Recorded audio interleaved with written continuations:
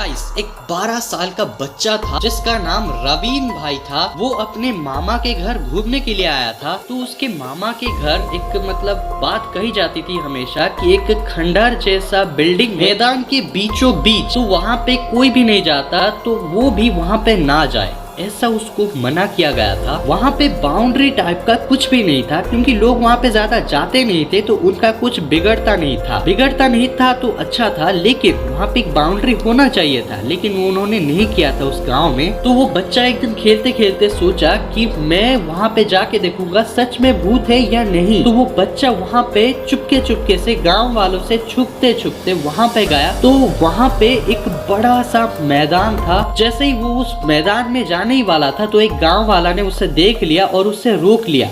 तो वो बच्चा डर के मारे चुपचाप अपने मामा के घर आ गया, क्योंकि उससे डांट पड़ने वाली थी, वो ये सोचा। तो वो नेक्स्ट डे फिर से सबसे छुपते हुए वहाँ पे गया, और वहाँ जाने के बाद वहाँ पूरा सुनसान एरिया था और उस घर से कुछ आवाज भी नहीं आ रहा था, और एक पक्षी भी उस घर के ऊपर नहीं बैठे थे। तो वो उस सुनसान घर में गया तो देखा कि उसका दरवाजा टूटा हुआ है। जब वो उस घर में जाने की कोशिश किया तो उसका पैर किसी ने खींच लिया। तो वो बाहर निकलने की कोशिश की, पर वो बाहर निकला नहीं, और उसको सीधा किसी ने मार के उसका खून पी गई। तो उसने जब आंख खोल के देखा तो देखा कि उसके ऊपर कोई एक औरत बैठी हुई है, वो भी बहुत ज्यादा गंदे और ज्यादा डरावना रिएक्शन देके, और वो डर से मुंह नहीं खोला या चिल्लाया भी नहीं। तो वो औरत उसकी गर्दन को ऐसे मरोड़ के उसका खून पी गई। कुछ देर बाद गांव वालों ने देखा कि वो बच्चा घर में नहीं है। मामा ने भी उससे बहुत ढूंढा पर घर में नहीं मिला।